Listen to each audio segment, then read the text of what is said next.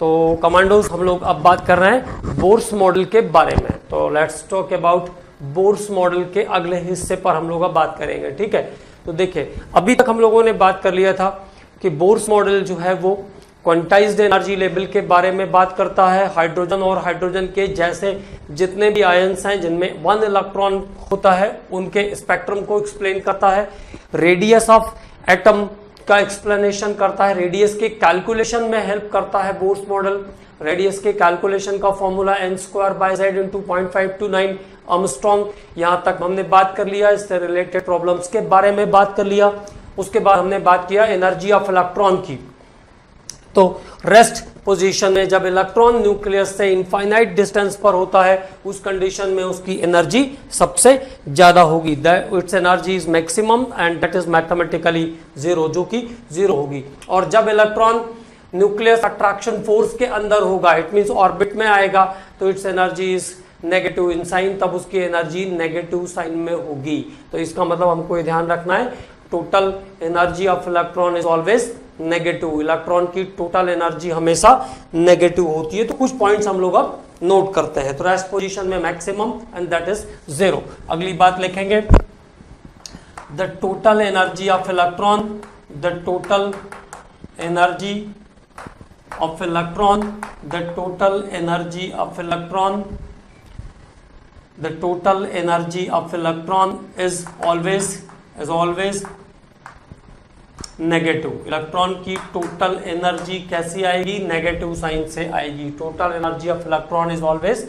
Negative. Number 2, the potential energy of electron, the potential energy of electron, स्थितिज ऊर्जा, the potential energy of electron, the potential energy of electron is also negative. Potential energy भी कैसी आती है? हमेशा negative आती है। The potential energy is also negative. The kinetic energy of electron, the kinetic energy of electron, the kinetic energy of electron, the kinetic energy of electron is always positive, is always positive. और इसकी kinetic energy हमेशा कैसी आएगी? Positive में आएगी। The kinetic energy of electron is always positive. Electron की kinetic energy हमेशा positive में आती है। ठीक है, अब बात कर लेते हैं हम लोग, फॉर्मूले लिख लेते हैं और फिर उनमें और क्या क्या सब एडिशन करना है उसको भी ऐड कर लेते हैं, थोड़ी थोड़ी चीजें, क्योंकि ये बहुत इंपॉर्टेंट पॉइंट है। इस पे क्वेश्चंस आएंगे जरूर, कुछ ना कुछ हर बार इस पे आता जरूर है। ठीक है, तो चलिए अब लिखते हैं, पहले टोटल एनर्जी के कैलकुलेशन के फॉर्मूले लिखते हैं। तो टोटल एनर्जी के कैलकुलेशन के फॉर्मूले की बात करते हैं। Total energy of electron is -z² into 13.6। जब यूनिट हम इलेक्ट्रॉन वोल्ट को लेकर चल रहे हैं तब।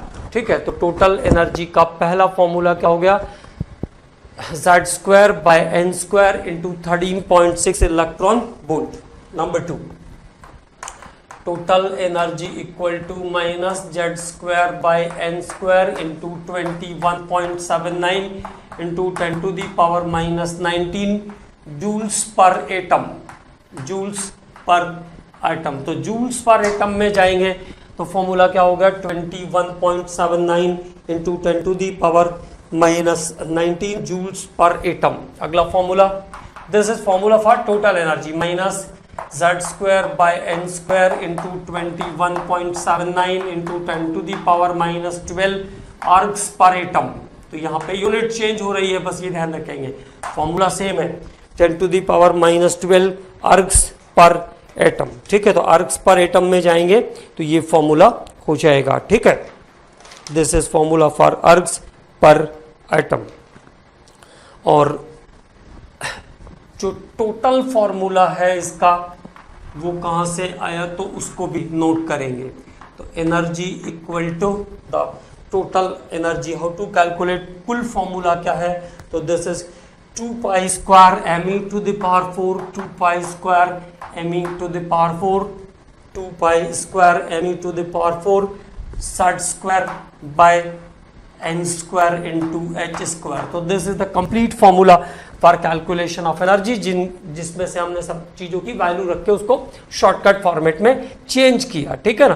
तो ये कंप्लीट फॉर्मूला है और मैंने आपको बताया कि इसका एप्लीकेशन क्या है। जब कभी ऐसा डायरेक्टली ऐसे ऑप्शंस होंगे कि which is the correct formula for calculation of energy, तभी इसकी जरूरत आपको पड़ेगी, ठीक है। तो this is the complete formula 2 pi square M E to the power 4 z square by N square into h square. तो उसको नोट कर लेंगे, ठीक है। तो ये हो गया आपका नॉर्मल फॉर्मूला।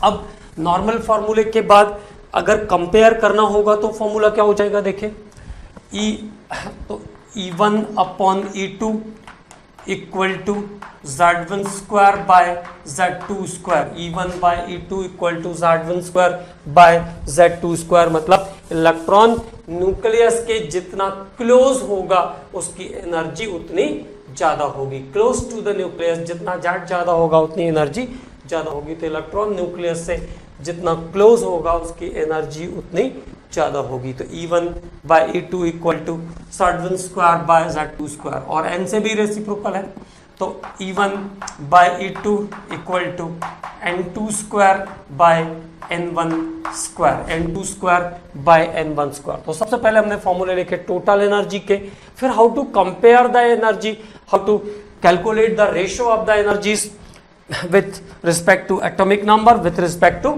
ऑर्बिट, ठीक है। अब उसके बाद और फॉर्मूले अभी इसमें हमको लिखने हैं, तो अगले फॉर्मूले पर बात करते हैं। तो टोटल एनर्जी का formula minus Z square by N square into 13.6, okay. और अब बात करते हैं पोटेंशियल एनर्जी के फॉर्मूले पर। तो potential energy is calculated by 2 into total energy. Potential energy निकालने का फॉर्मूला क्या है, 2 इंटू टोटल एनर्जी। तो पहले टोटल एनर्जी निकालेंगे, उसको 2 से मल्टीप्लाई कर देंगे तो क्या मिल जाएगा, पोटेंशियल एनर्जी मिल जाएगा। The formula for calculation of kinetic energy is minus total energy. Kinetic energy कैसे निकालेंगे, माइनस टोटल एनर्जी। तो जो भी टोटल एनर्जी नेगेटिव में आएगी तो काइनेटिक एनर्जी हमेशा कैसी आ जाएगी, प्लस में आ जाएगी। माइनस माइनस हो जाएगा ना, डबल साइन है तो प्लस में आ जाएगी काइनेटिक एनर्जी। तो काइनेटिक एनर्जी की वैल्यू हमेशा प्लस में होगी। तो एक ये इंपॉर्टेंट फॉर्मूला है, ये भी ध्यान रखेंगे, ठीक है। तो this is about total energy and kinetic energy, ठीक है। तो ये हो गया आपका पोटेंशियल एनर्जी का, ये हो गया काइनेटिक एनर्जी का। एक और बात करना है मुझे यहाँ पे, energy of excitation state, energy of excited state, excited state. अगर कभी क्वेश्चन में ऐसा लैंग्वेज यूज हो रहा है कि कैलकुलेट द और find the energy of excited state of first orbit of helium, second orbit of lithium, तो एक्साइटेड स्टेट का मतलब क्या होगा यहाँ पे, उसमें आपको क्या चेंज करके रखना है उसके बारे में बात कर लेते हैं। तो what is the meaning of excited state. Excited state मतलब होता है electron is jumped into the next orbit, electron is jumped into the next orbit. Electron कहां चला गया, अगले ऑर्बिट में चला गया है, ठीक। Electron is jumped into the next orbit. जैसे मैंने कहा फर्स्ट एक्साइटेड स्टेट, क्वेश्चन में अगर फर्स्ट एक्साइटेड स्टेट की बात हो रही है तो first excited state it means N क्या रखना है आपको, 2 रखना है। फर्स्ट एक्साइटेड स्टेट मतलब फर्स्ट ऑर्बिट से जंप किया उसने, तो फर्स्ट ऑर्बिट से जंप करेगा तो कहां जाएगा, सेकंड ऑर्बिट में जाएगा, ठीक। सेकंड एक्साइटेड स्टेट, तो सेकंड एक्साइटेड स्टेट में n इक्वल टू कितना हो जाएगा, 3। थर्ड एक्साइटेड स्टेट, तो थर्ड एक्साइटेड स्टेट में n इक्वल टू कितना हो जाएगा, 4। तो this is the new orbit for electron, okay. तो जब भी एक्साइटेड स्टेट वाला प्रॉब्लम रहेगा तो ये ध्यान रखना है, फर्स्ट एक्साइटेड स्टेट के लिए n की वैल्यू 2, सेकंड एक्साइटेड स्टेट के लिए n की वैल्यू 3, थर्ड एक्साइटेड स्टेट के लिए n की वैल्यू 4। इसी तरीके से वैल्यूज को कलेक्ट करना है आपको, ठीक है। तो ये हो गया सभी का सभी, अब कंप्लीट फॉर्मूला हो गया। अब इस पे बेस्ड कुछ क्वेश्चंस को हम लोग सॉल्व कर लेते हैं। तो some questions related with the energy of electron, energy of electron से रिलेटेड कुछ प्रॉब्लम्स के बारे में हम लोग बात करेंगे। नंबर 1 पहला बिल्कुल सिंपल सा क्वेश्चन करते हैं सबसे पहले। तो पहला क्वेश्चन हम लोग लेंगे, calculate total energy, calculate total energy, potential energy and kinetic energy for the electron. Calculate total energy, potential energy and kinetic energy for the electron present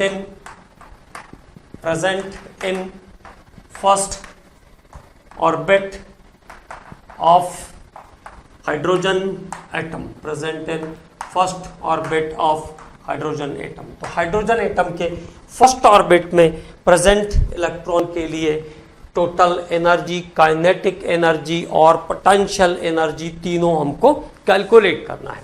तो फर्स्ट ऑफ ऑल बात कर लेते हैं हम टोटल एनर्जी की। तो total energy का calculation हम कैसे करते हैं? अब कोई भी यूनिट अलग से मेंशन नहीं है, ऐसा नहीं लिखा है कि जूल्स में निकालना है या अर्ग्स में निकालना है, तो हम इलेक्ट्रॉन वोल्ट में निकाल लेंगे। तो minus Z square by N square into 13.6 electron volt. तो this is the formula, minus Z square by N square into 13.6। तो this is the total energy minus Z, hydrogen है तो जेड की value कितनी? 1, एन इज ऑल्सो 1 इंटू 13.6। तो this multiple is minus 13.6 electron volt. The total energy of electron in the first orbit of hydrogen atom is minus 13.6 electron volt. Now the potential energy, the formula for potential energy is 2 into total energy. 2 into total energy is the formula for calculation of potential energy. So 2 into total, what is the total? Minus 13.6 is the total. So now 27.2 minus 27.2 electron volt is the total energy of electron, potential energy of electron. Minus 27.2 is the potential energy of electron. अब क्या calculate करना है? Third is the calculation about kinetic energy of electron. अब इसका kinetic energy कितना होगा? तो the formula for kinetic energy is minus total energy. Kinetic energy निकालने का फॉर्मूला क्या है? Minus total energy. तो that time minus 13.6, okay, and the answer is plus 13.6 electron volt. तो plus 13.6 electron volt is the kinetic energy of the electron present in the first orbit of hydrogen atom. तो hydrogen atom के first orbit में present electron का kinetic energy हो गया ये, ठीक है। अब अगला क्वेश्चन करते हैं। नेक्स्ट क्वेश्चन इज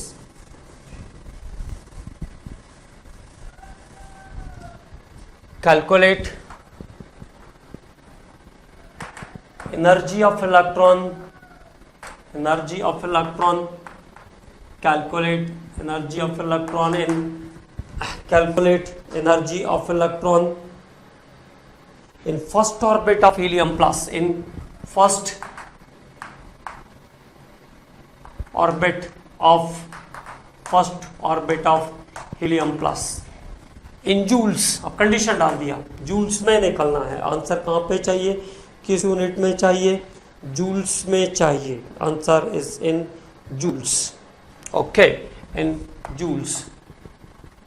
तो formula is what?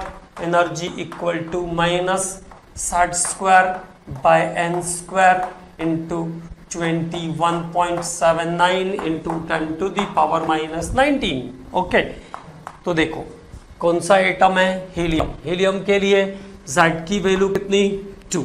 For helium Z is 2, तो माइनस जेड, फर्स्ट ऑर्बिट है तो एन की value 1 into 21.79 into 10 to the power minus 19। तो कितना आ जाएगा ये? दिस वैल्यू इज 4 इंटू 21, तो 84 है ना, 84 के आसपास आंसर होगा।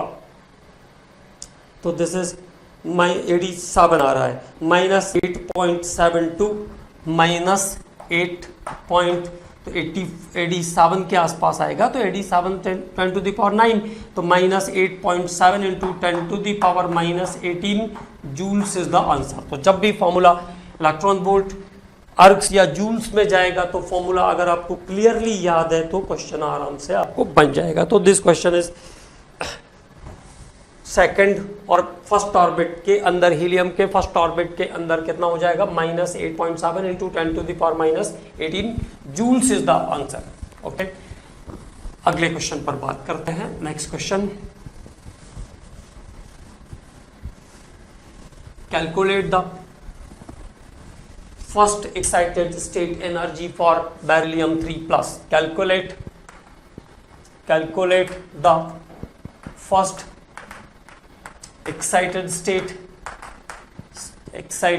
state energy for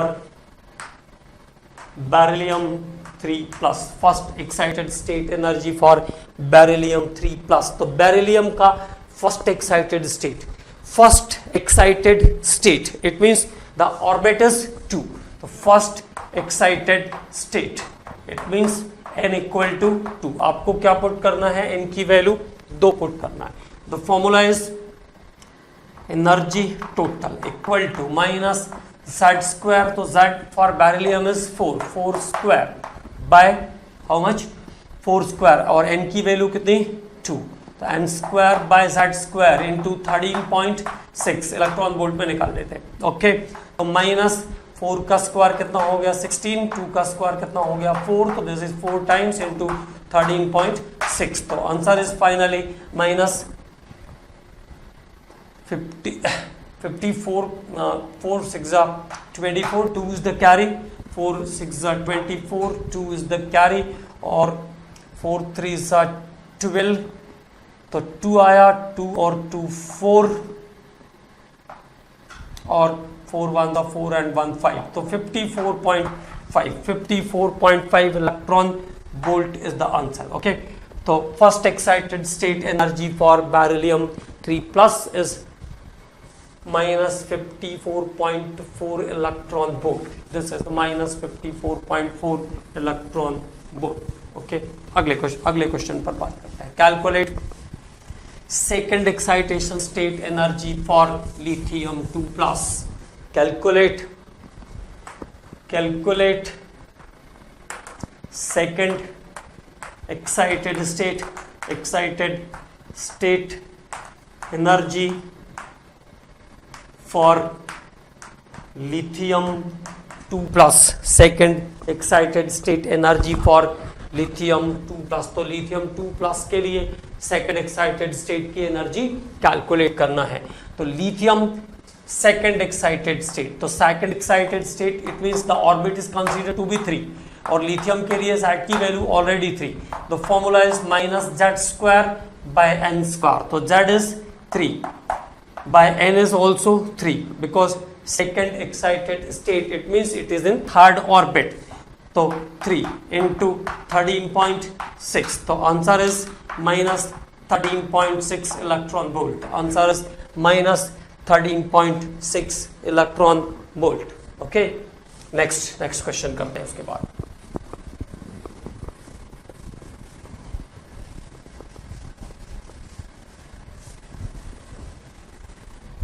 तो अगले क्वेश्चन पर आते हैं। अगला क्वेश्चन करते हैं एक्साइटेड स्टेट का। क्वेश्चन भी आपको समझ में आ गया कैसे करना है।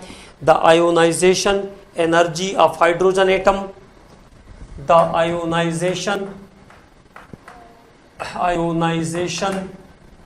energy, the ionization energy of hydrogen atom, the ionization energy of hydrogen atom, ionization energy of hydrogen atom is 13.6 electron volt. अब हाइड्रोजन के लिए आयोनाइजेशन एनर्जी की वैल्यू गिवन है 13.6 electron volt. The ionization energy of hydrogen atom is 13.6 electron volt. What is the ionization energy? What is the ionization energy? What is the ionization energy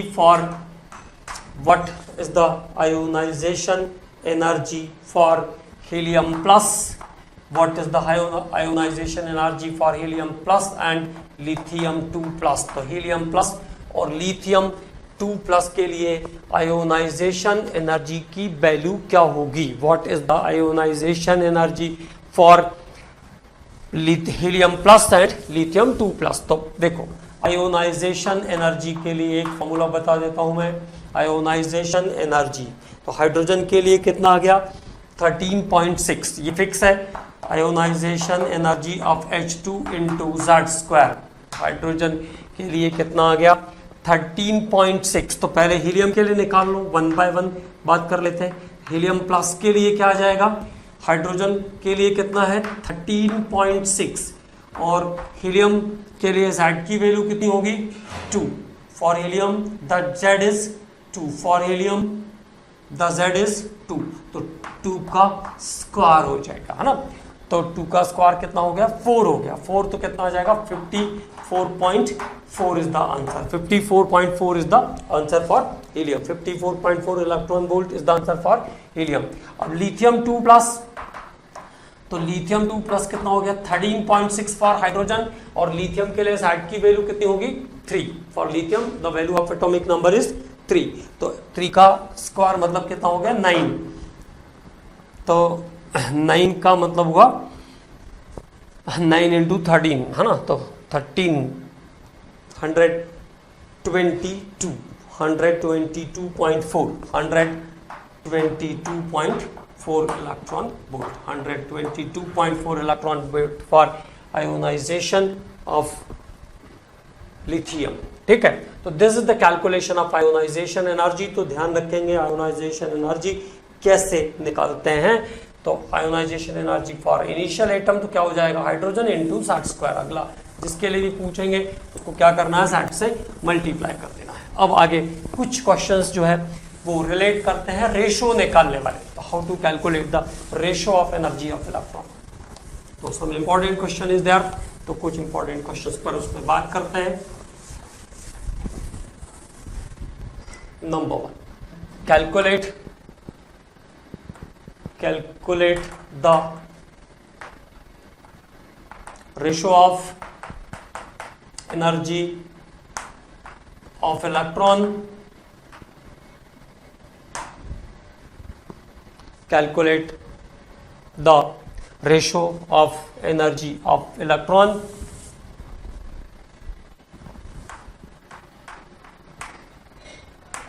present in first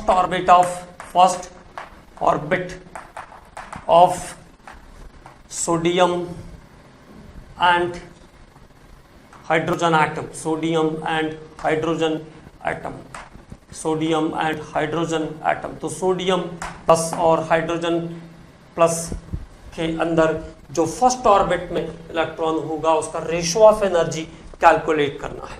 ठीक है, तो ratio of energy यहाँ पे किस चीज पर depend करेगा। Orbit तो सेम रख दिया, फर्स्ट ऑर्बिट की बात कर दिया तो फर्स्ट ऑर्बिट तो सेम हो गया दोनों के लिए। तो formula for calculation of the ratio is E1/E2 equal to N1² N1² sodium के लिए ऑर्बिट फर्स्ट और सोडियम के लिए Z की तो ऑर्बिट Z से निकलेगा, N से निकलेगा नहीं, है ना, Z से निकलेगा। तो क्योंकि ऑर्बिट तो सेम है, ऑर्बिट्स आर द सेम, तो हमको किस पे जाना पड़ेगा Z पे जाना पड़ेगा। तो that is Z1²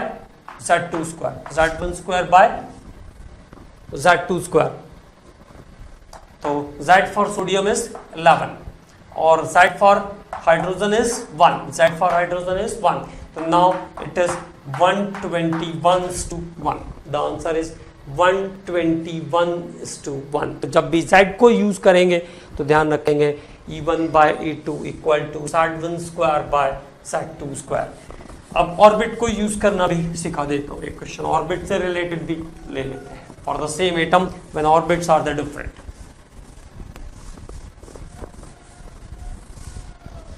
So then it is calculate the ratio of energy of electron, calculate the ratio of energy of electron present in present in third and fifth orbit of lithium 2 plus. Ratio of energy of electron present in third and fifth orbit of lithium 2 plus. ठीक है, तो ये question. अब n से क्या relation है E का, तो E1 by E2 equal to N2 square by N1 square, 5 और 3. ठीक है, तो ऑपोजिट है ना, N2 square by N1 square. तो E1 bye E2 equal to what happens, 5 square by 3 square. कल जब हम लोगों ने रेडियस कंपेयर किया था तो रेडियस क्या होता है, n स्क्वायर बाय z, तो n1 बाय n2 आया था, n1 square by n2 square. अभी energy is n2 square by n1 square. तो this is E1 to E2 is 25:9, 25:9. तो आंसर क्या आ जाएगा, 25:9 आ जाएगा. The answer is 25:9. ओके, और क्वेश्चन, एक और क्वेश्चन. जब एक ऑर्बिट से दूसरे ऑर्बिट पर जंप करता है electron, when electron is jumped from one orbit to another orbit, jumped from one orbit to another orbit. तो ये अगला टाइप का question.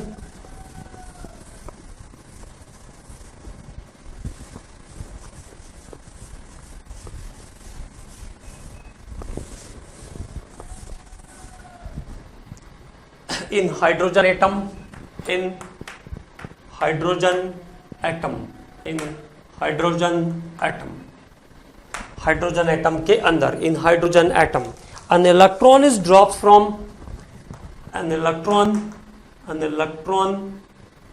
is drops from, an electron is drops from n equal to 4 to n equal to 2. It means एक electron fourth orbit से second orbit में drop करता है. An electron is drops from n equal to 4 to n equal to 2. कहां से कहां आया, fourth orbit से सेकेंड ऑर्बिट में आया. Calculate the amount of energy change, calculate the amount of energy change, calculate the amount of energy change in joules. तो उसने joules में कितनी एनर्जी चेंज किया ये हमको कैलकुलेट करना है. मतलब अब फॉर्मूले में कंडीशन डली हुई है कि आपको आंसर जूल्स में निकालना है. तो देखो, जब भी इलेक्ट्रॉन को आपको कभी भी बोलेंगे 4 से 2 में, 2 से 3 से 2 में, 5 से 2 में, कहीं से भी जंप कर रहा होगा, तो बहुत सिंपल सा मेथड है. क्या काम करना है, फिफ्थ ऑर्बिट या फोर्थ ऑर्बिट है तो फोर्थ ऑर्बिट का कैलकुलेट कर लीजिए, फिर सेकंड ऑर्बिट का कैलकुलेट कर लीजिए, फिर दोनों का डिफरेंस कर दीजिए. ठीक है, कई लोग क्या करते हैं उसको कॉमनली भी कर लेते हैं, लेकिन अगर कैलकुलेशन में आपको दिक्कत है तो आप अलग अलग इंडिविजुअली कर लीजिए. तो देखो, जैसे मैं आपको सिंपल तरीका बताता हूं. तो E4 निकाल लें पहले. तो E4 मतलब फोर्थ ऑर्बिट, तो क्या हो जाएगा, Z square by n square, और दैट इज द फॉर्मूला. तो हाइड्रोजन एटम है तो Z की वैल्यू कितनी, 1, n की वैल्यू कितनी है, fourth, Z square by n square into 21.79 into 10 to the power minus 19 joule. ये हुआ फॉर्मूला हमारा.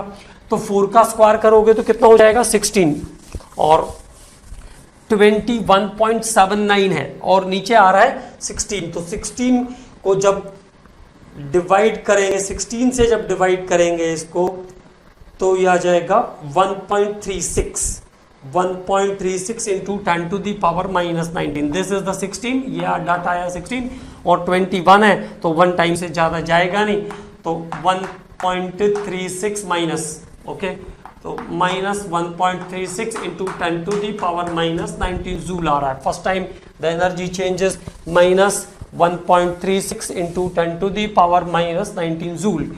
और E2 निकालते हैं आप, तो E2 is Z square by n square is the 2 square into 21.79 into 10 to the power minus 19 joule. तो ऐसे भी सिंपल ही है, कोई बहुत टाइम नहीं ले रहा है ना. तो 2 का स्क्वायर कितना हो गया, 4, 4 5 जा 20, it means -5.4 into 10 to the power -19 joules. अब क्या काम करना है, फाइनली डेल्टा ई कैलकुलेट करना है। तो चेंज कहाँ से कहाँ हुआ, 4 to 2, तो E4 minus E2। Now the finally E4 minus E2, E4 is what, -1.36 into 10 to the power -19। Almost calculation कर रहा हूं मैं ना, ऑलमोस्ट कैलकुलेशन पे जा रहा हूं।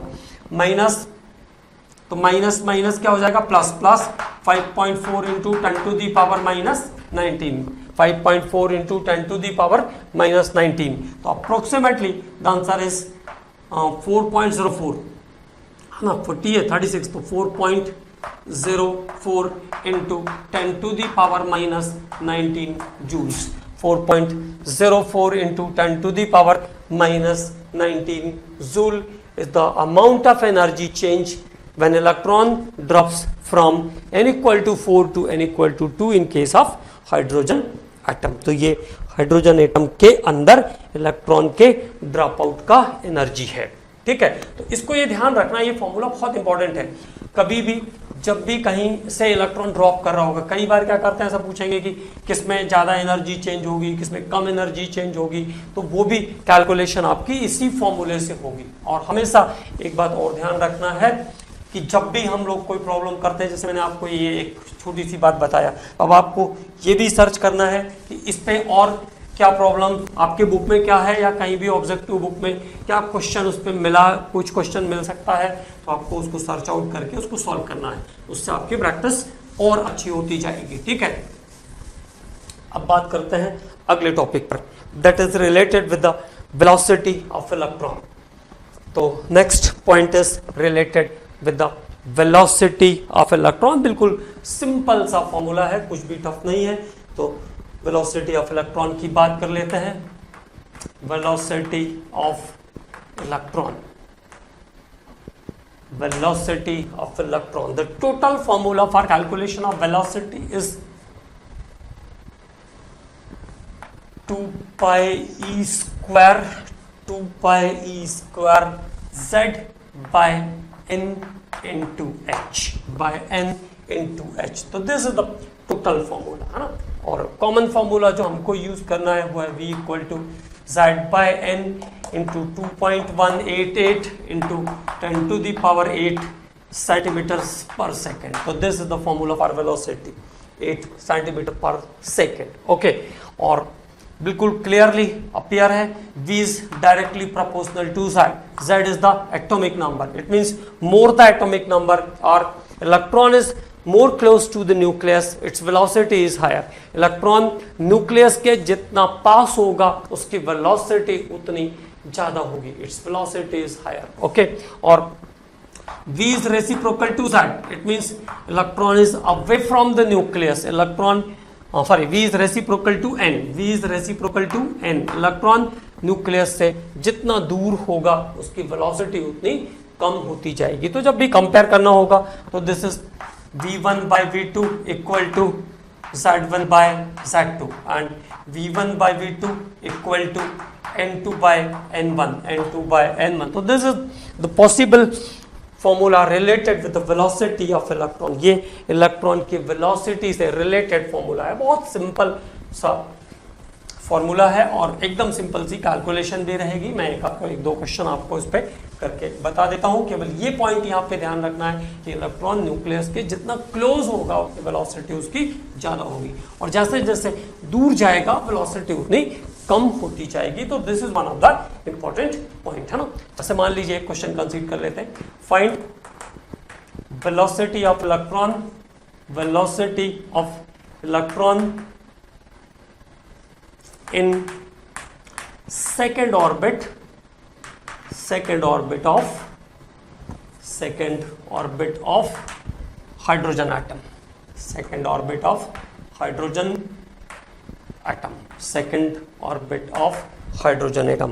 तो second orbit of hydrogen atom में इलेक्ट्रॉन की वेलोसिटी अगर हमको कैलकुलेट करना है तो अब formula is z by n into 2.188 into 10 to the power 8 centimeters per second।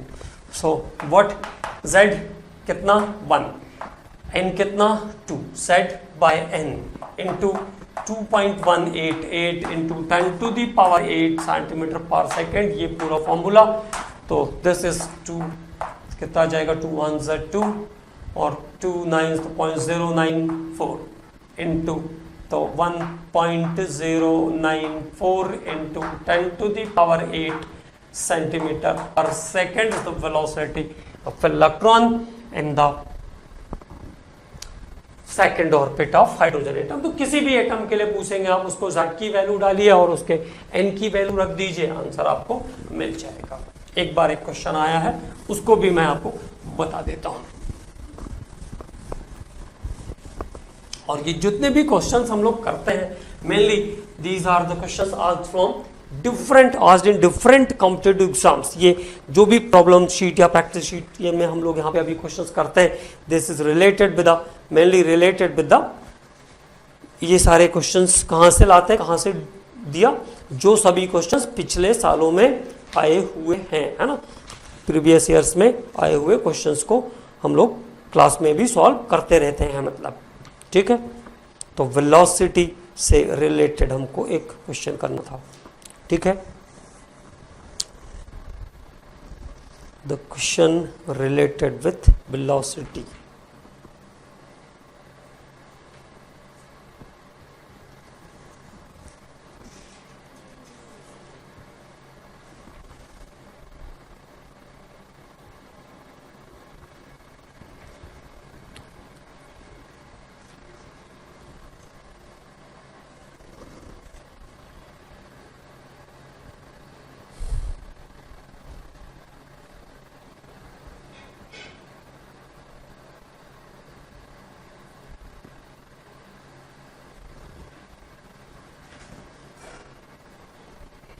if the speed of electron in the first Bohr orbit of hydrogen atom, if the speed of electron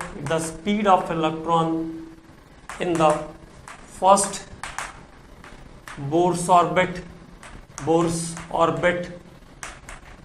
first Bohr's orbit of hydrogen atom, first Bohr's orbit of hydrogen atom is x,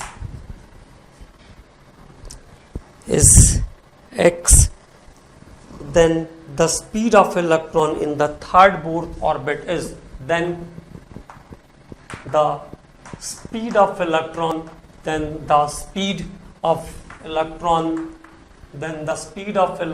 in the third Bohr's orbit is, तो third bourse orbit में क्या speed होगी electron की, ये question है ना।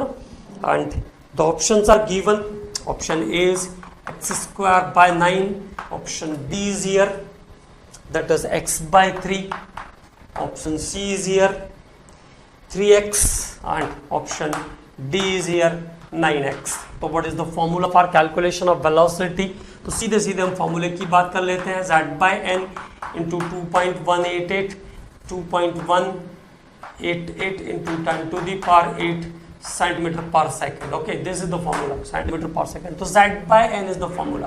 There is no square, no cube, anything other else. Okay, तो सीधे सीधे फर्स्ट ऑर्बिट में कितना है x, तो सेकंड ऑर्बिट में कितना हो जाएगा x/2, सेकंड ऑर्बिट में x/2, और थर्ड ऑर्बिट होगा तो कितना हो जाएगा, that is x/3। In third orbit the velocity of electron is x/3, तो थर्ड ऑर्बिट में वेलोसिटी कितनी हो जाएगी, x/3 हो जाएगी। इन third orbit the velocity of electron is x/3, तो थर्ड ऑर्बिट में कितनी हो जाएगी, x/3 हो जाएगी, ठीक है। तो फर्स्ट ऑर्बिट में x है, तो थर्ड ऑर्बिट में x/3 हो जाएगी।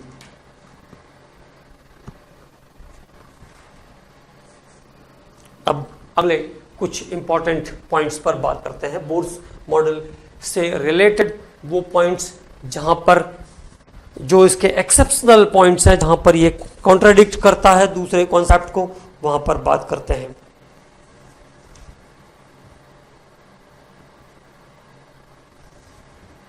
तो लिमिटेशंस ऑफ बोर्स मॉडल, अब यहां पे क्या है कि आजकल कुछ चीजें जो है बहुत डेप्थ से कवर करते हैं जब कभी, तब इन सब चीज़ों की आपको ज़रूरत पड़ेगी, ठीक है। तो जैसा कुछ पॉइंट स्पेक्ट्रम से भी रिलेटेड आएगा यहाँ, तो हमने आपको बताया है कि स्पेक्ट्रम के बारे में अभी हमने बात नहीं की है, जब हम बात करेंगे तो वो सारी चीज़ें आपको अपने आप क्लियर हो जाएगी। तो क्या ध्यान रखना है, limitation of Bohr's model, limitation of Bohr's model, limitation of Bohr's model, पहला point limitation of Bohr's model. और नंबर 1 पर आपको ध्यान रखना है, could not explain the spectra of atom containing more than one electron, could not explain the spectra of atom, could not explain the spectra of atom, could not explain the spectra of atom containing more than one electron. ऐसे किसी भी atom के spectrum को explain नहीं करता है जिसमें एक से ज्यादा इलेक्ट्रॉन होते हैं। तो this is the first exception of the Bohr's model. Number 2, अब देखो इसने सीधे सीधे केवल और केवल ऑर्बिट की बात की, जबकि एक्चुअल में क्या होता है, सबसेल्स भी होते हैं, ऑर्बिटल्स भी होते हैं। मतलब केवल जैसे एक मेन रोड की बात, जैसे एक 6 लेन रोड है, अब उससे सीधे सीधे उससे जा रहे हैं, इसने ये कुछ नहीं बताया कि बीच बीच में साइड रोड्स भी इवॉल्व होंगे। तो अब साइड रोड्स आपने बताया हो चाहे नहीं बताया हो, अगर है तो उसका एविडेंस तो आपको, उसकी बात तो आएगी ही, उसको प्रूफ तो करना ही पड़ेगा, तो वो कुछ भी प्रूफ नहीं करता। तो जैसे इसने ये एक्सप्लेन एक से ज्यादा इलेक्ट्रॉन वाले किसी भी एटम के स्पेक्ट्रम को एक्सप्लेन नहीं करता। दूसरी बात, जो स्पेक्ट्रम में रहता है, स्प्लिटिंग ऑफ स्पेक्ट्रल लाइंस रहती है, जैसे ऑर्बिट है तो सबसेल्स भी होंगे, सबसेल्स है तो उसमें ऑर्बिटल्स भी होंगे, ठीक है।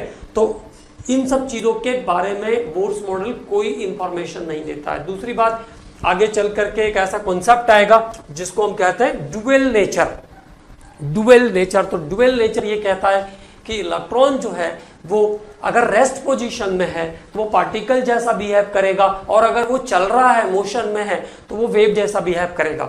जैसे हम कभी, आपने अगर कभी सुना हो तो हम ऐसा कहते हैं, light is comes in form of wave. Light किस फॉर्म में आती, वेव्स के फॉर्म में आती। आफ्टर सम टाइम हम ऐसा भी बोलते हैं कि light is comes in form of waves, it is made up of small particle of energy called photon, और वो छोटे छोटे पार्टिकल से बनी होती है जिसको फोटॉन कहते हैं। तो इसका मतलब ये हुआ कि जब भी कोई माइक्रोस्कोपिक पार्टिकल चल रहा है तो वो वेव के जैसा बिहेव करेगा, और जब रुका हुआ है तो वो पार्टिकल के जैसा बिहेव करेगा। But this concept is related with only particle nature of electron. ये कॉन्सेप्ट केवल इलेक्ट्रॉन के पार्टिकल नेचर को ही एक्सप्लेन करता है। This concept explain only particle nature of electron. Okay, तो अगली बात क्या ध्यान रखनी है, सेकेंड पॉइंट जो हम बात कर रहे हैं, तो कुछ इंपॉर्टेंट चीजें हैं उसको आपको ध्यान रखना है। तो पहली बात हमने किया कि एक से ज्यादा इलेक्ट्रॉन वाले स्पेक्ट्रम का एक्सप्लेनेशन नहीं करता है।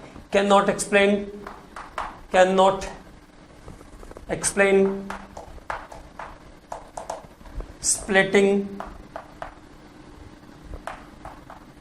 splitting of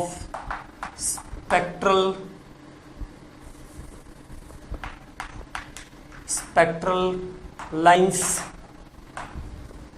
cannot explain the splitting of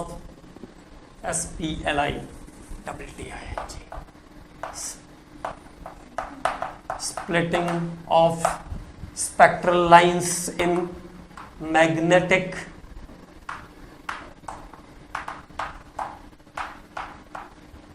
जिसको कहते हैं Zeeman's effect.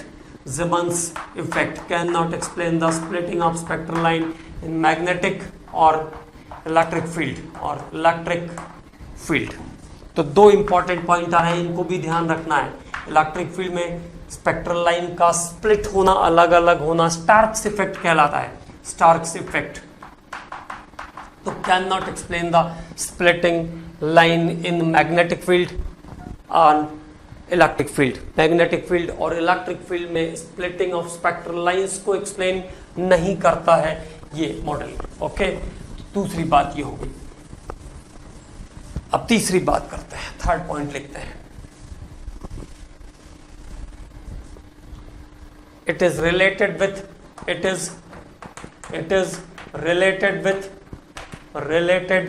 With only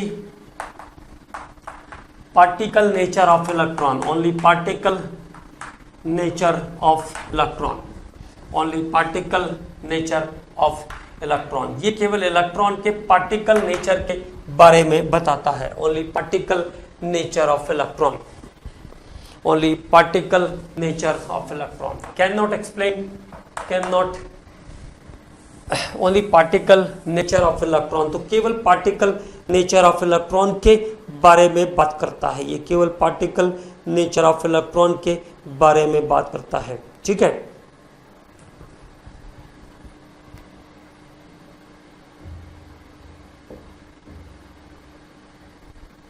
particle nature of electron, तो क्या आ जाएगा? कैन नॉट एक्सप्लेन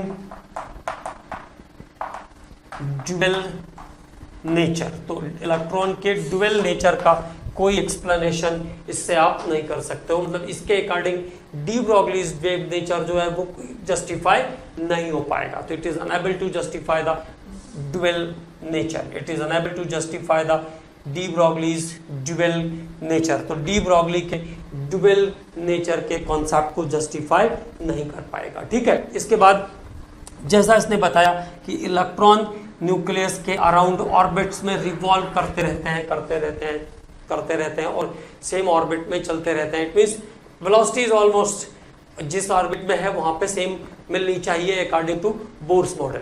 बट जब आप हाइजेनबर्ग अनसर्टेनिटी प्रिंसिपल की बात करेंगे तो हाइजेनबर्ग अनसर्टेनिटी प्रिंसिपल क्या कहता है? हाइजेनबर्ग अनसर्टेनिटी प्रिंसिपल ये कहता है the position and momentum of moving microscopic particle is not calculated with 100% accuracy. ठीक है, मतलब इलेक्ट्रॉन की जो वेलोसिटी होगी वो लाइक स्टोन, जैसे आपने एक स्टोन फेंका और वो गया आया तो वेलोसिटी कम ज़्यादा होगी, इसलिए एक किसी भी मूवमेंट पर उसका मोमेंटम और पोजीशन दोनों एक साथ साइमल्टेनियसली 100% एक्यूरेसी के साथ कैलकुलेट नहीं हो सकता है। तो फिलहाल इसमें केवल एक बात हमको ध्यान रखना है कि दिस इज कॉन्ट्रडिक्शन और can not explain the Heisenberg's uncertainty principle, can not explain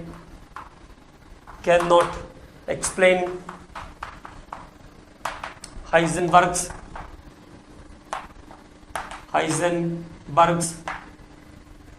uncertainty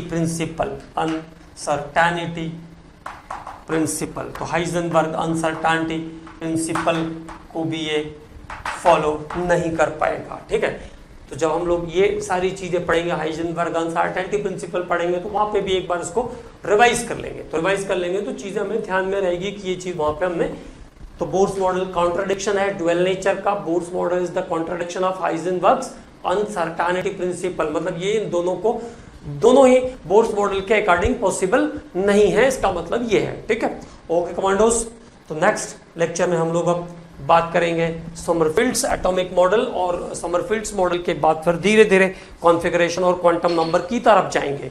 फिर उसके बाद जितना भी रिमेनिंग पार्ट रहेगा उसको एक साथ करेंगे। हालांकि बुक में आपके शुरू में या बीच में दिया हुआ है कुछ पार्ट, लेकिन चूंकि मुझे इतना एक्यूरेटली उसको रिलेट करना है कि जिससे आप सारे प्रॉब्लम्स अच्छे से कर पाओ, इसलिए मैंने इसको शिफ्ट कर दिया है थोड़ा आगे पीछे। Okay, thank you.